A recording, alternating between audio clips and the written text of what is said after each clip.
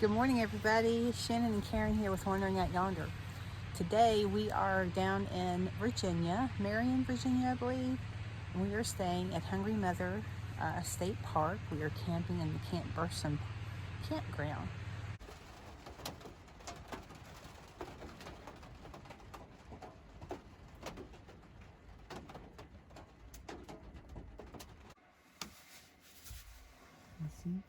There you can see we have our little thermometer in here.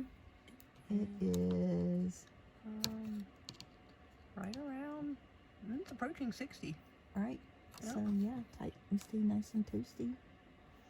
And I'm gonna flip you back around and see our little heater. I would say it is probably 32 degrees out, maybe colder. And The wind was whipping and it rained. And this little baby, she kept us warm. So again, we're here at Hungry Mother State Park. We've been here before. This is a nice, it's a pretty good drive for Shannon and I, but we have met my sister and her husband here to enjoy the Thanksgiving holiday, do some hiking. It's pretty darn cold, but that's okay. We're ready for it. Today's supposed to be the coldest. It's supposed to be 32 pretty much all day. I think might get up to 34. And then tonight's going to get really cold, I think down in the 20s, low 20s. So we will get tested. We haven't camped in that kind of cold weather yet, but we did very well last night. I was very impressed. Our little heater maintained in the van, kept it right around 60 degrees, which for us was perfect. I mean, couldn't have asked for anything more. So we will get tested a little bit more tonight because it's going to get colder, but we're fine with it. We have layers and we know how to bundle up to stay warm. We're just kind of testing out to see how well the van does in this cold weather. But anyhow, just waiting for everybody to wake up so we can start the day. Right now, you can see the thermometer. Yeah, it's just below freezing. It looks like about, I don't know, 30, 29 degrees, somewhere in there. And it was like that all night long. It was raining, sleeting, and when I got up this morning to go to the bathroom, it was spitting snow. We were hoping to wake up to some white today, but it didn't happen. But here we are. It's beautiful. It's always beautiful to wake up near the forest. So anyhow, one of our goals with this camping trip, we knew it was going to be cold. We were okay with that. We're testing out our limits, what we can handle, and what Fran can handle. We bought ourselves a little heater, which worked perfectly. I mean, it was wonderful. It was supposed to snow last night. Yeah, and it did spit snow. It didn't lay or anything, but it's windy and it's cold. And again, like I said, we're kind of testing some equipment, testing our personal limits with hiking in really cold weather. And like I said, it's about 28 degrees here. It's really windy, so it makes it even colder.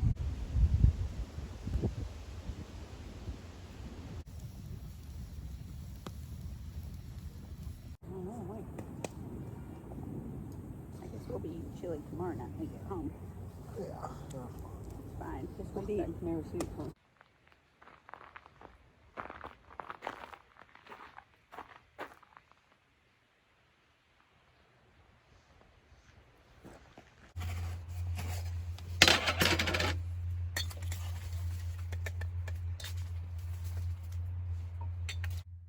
It's about 19 degrees. It's warmed up since I've been holding it. Your hands are on it, that's Yeah. why. It was about 17. It's about 17, 18. But it's pretty cold. It is. That's on the outside of the van. It is. 5:41 in the morning. Well, Okay, I just want to mention right now the difference of banana eaters. Okay. Oh. Now see, I peel mine and eat it this way. And she takes the whole peel off of hers and eats it like that. No. Who eats bananas that way? I don't want to mess with that. Anyway, good morning, everybody.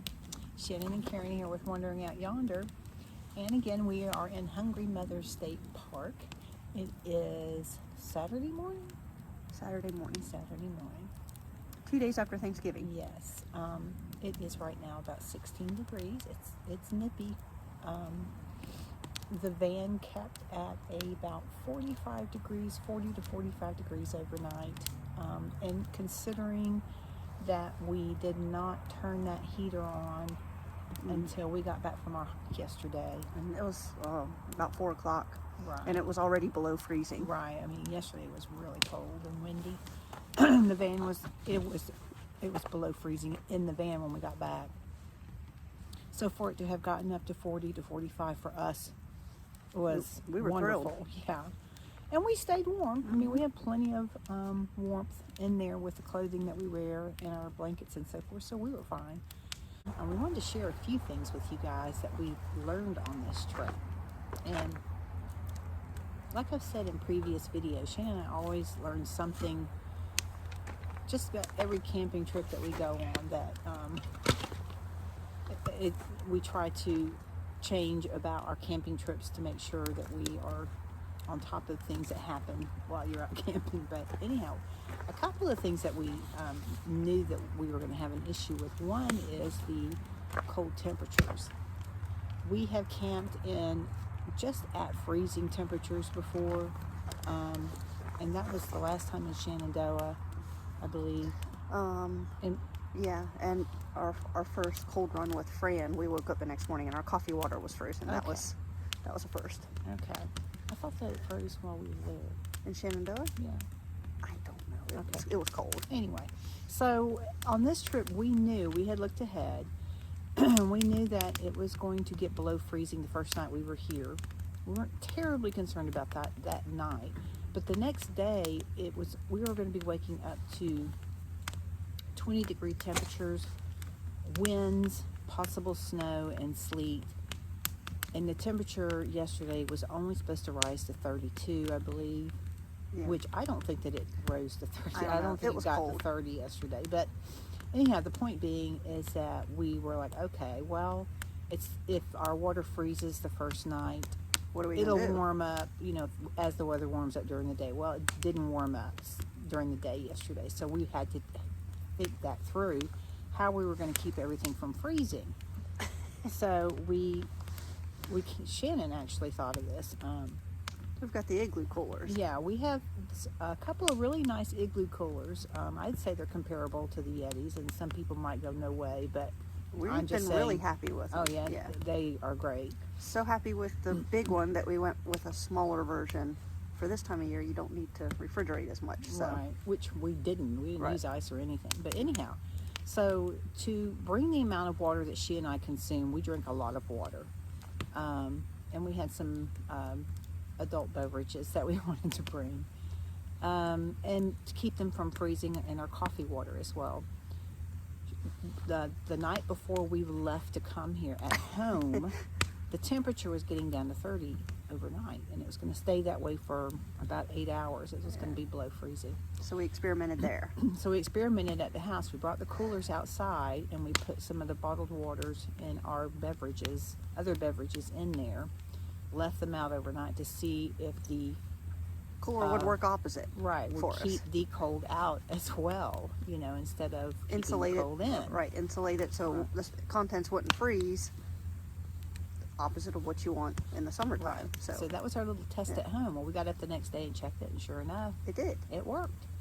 So we were like, okay, well, that kind of solves the problem for us, worrying about our water freezing overnight here, because we knew we weren't sure if we could keep the van warm enough to keep that from happening or not. So Well, we anyhow, were that's the concerned. I other was reason. concerned about freezing and thawing and then refreezing, and then the containers breaking and leaking in the van. Didn't want wet in the van.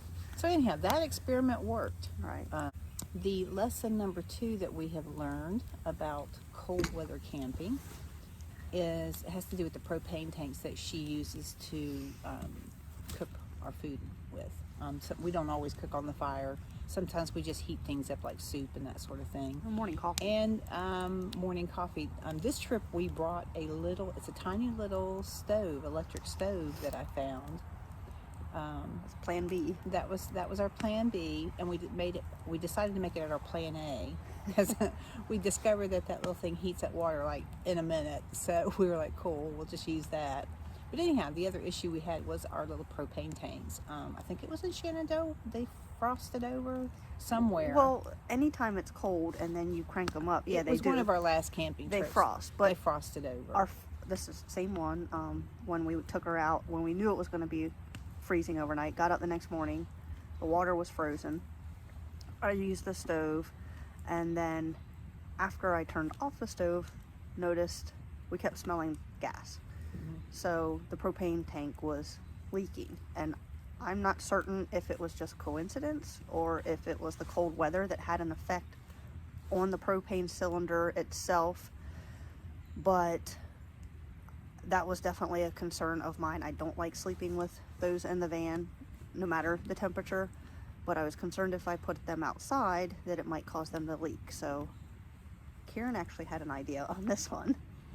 So we took the 2 of our tanks that we brought with us, and I have one of those refrigerator bags that you get at the grocery store, the insulated bags that you buy at the grocery store. You know, you can use at the grocery store to put your cold meats and so forth in when you're grocery shopping. But anyway, we had one of those that I use every time I go to the store, and I suggested that she take her propane tanks and either wrap a towel around them or something and then put them down in there and keep them from getting frosted or frozen. Or so too cold. I think that worked. Yeah, so I haven't tried them yet, but they're not leaking, so that's a bonus. And there was no frost on them. There was no frost on them. Right. So that did prevent them from frosting over. And like I said, the temperatures here are well below freezing and have been for more than 24 hours. So, and then this morning, it came out. I left it out overnight.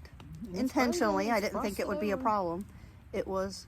This was brand new. Used it like twice. Frosted over. Went to start it. And it's frozen. It's not working. So, learned something there. So don't leave those Don't leave these outside. So these probably should have been in with the propane tanks, because again, this is something I personally am not comfortable with sleeping with this kind of stuff in the van. Yeah, when we get here, she has a container that she keeps all this kind of stuff in, and we pull it out or she pulls it out just for safety reasons, and we keep it outside somewhere. Right. Especially when we're running the heater. Yeah, and you know, just to be safe. Right. So, yeah, that's a couple of things that we have learned on this camping trip that we thought we would share with all of you, in case you also have concerns like we did, or didn't know. We didn't know, or didn't think. Yeah, maybe it hasn't happened to you. Maybe you're planning a trip that in this kind of weather, and you need to figure out a way to deal with it. But hopefully that will help somebody. Plan Bs. We're finding Plan Bs are good. Yeah.